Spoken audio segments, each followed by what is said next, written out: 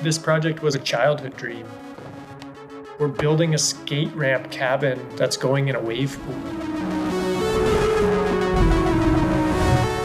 We were building like this thing that came from our sketchbooks when we were kids. If you design playful spaces, it encourages playful activity.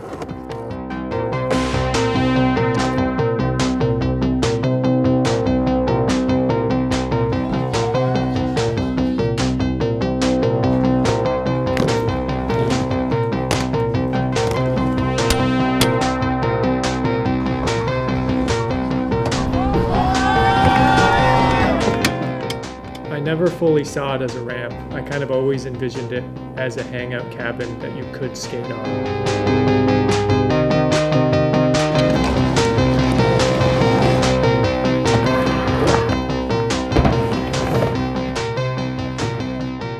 I think we're just beginning to write the book on Rampitecture. Yeah. I think the special thing about Rampitecture is, as a spectator, you're not a spectator. You're part of the vibe. You're in there, you're hanging out in the ramp, you're watching through windows, you're cheering people on from right next to the skaters.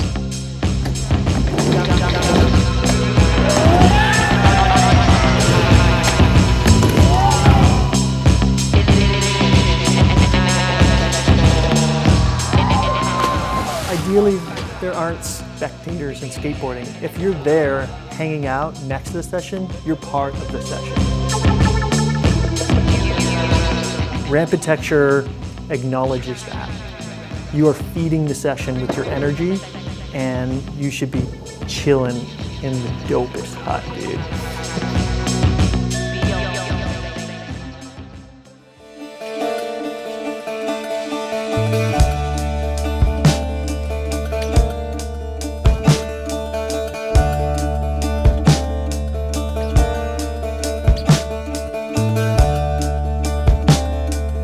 Having hangout zones, we wanted it not to feel like a ramp, but more like an architectural feature that even people who weren't skating or surfing could just like hang out and enjoy.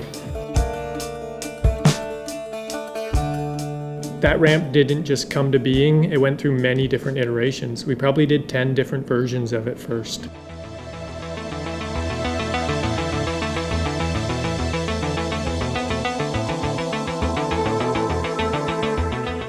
It's an interesting challenge to create a ramp that's modular, that can fit in a specific size of trailer, 53-foot trailer.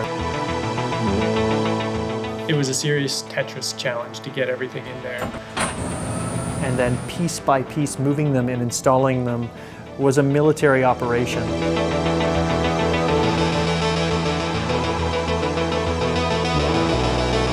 And to be doing it as a family. Like Ben was there, Aaron, myself, Steven, and then we brought on friends who were like family as well, Lucas and Clyde, and we became this sort of team with a singular vision, like we got to get the ramp hanging over the edge. This project is our burden of dreams.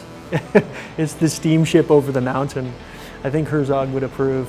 Wrestle the ideas to the ground, as Herzog says. Yeah. It's like an idea comes and it's like a total mission to make it come to life.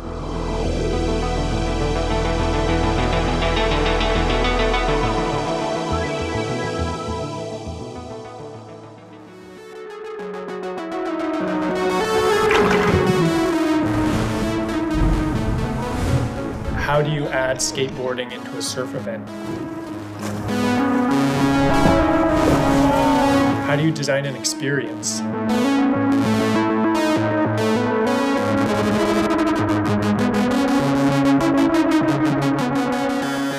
The Nines puts on these really creative sculptural events. They present action sports as like an art form.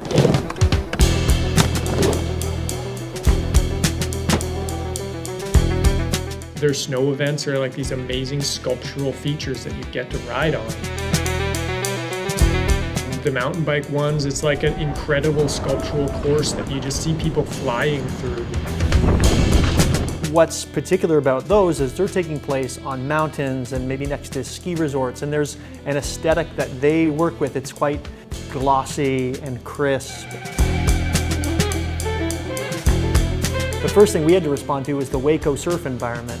And it's like kind of rustic and gritty and Texas. On our first site visit at Waco Surf, we were taking in just everything that was already there. Like they have these little surf shacks with cedar shakes on the sides, and they have these like simple wire rocking chairs, but weathered. I feel like we took that inspiration into the design.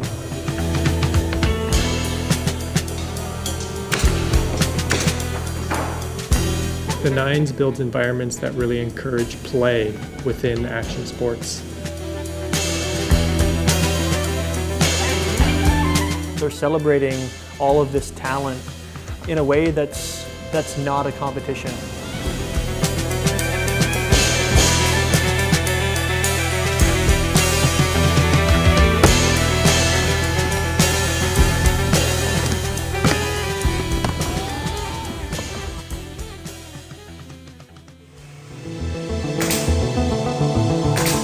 We were tasked to build a skate ramp, but instead we built a sculptural hangout zone that you could skate the roof of. We've created a lot of ramps in the past, whether it's like full-scale permanent skate parks, individual ramps for ourselves, but I think there's 3 ramps that really influence this ramp. One, definitely the rail ramp, the whole vibe of like a cabin and a ramp and something that's surreal. 2, the hotel takeover ramp. Also putting a ramp in a context that's not used to being, putting a ramp in a hotel. And then 3, the mini mega ramp. Where it was like the first time for me jumping a skateboard. We were able to jump over a car in farmland. It was very similar to kind of like the vibe in Texas.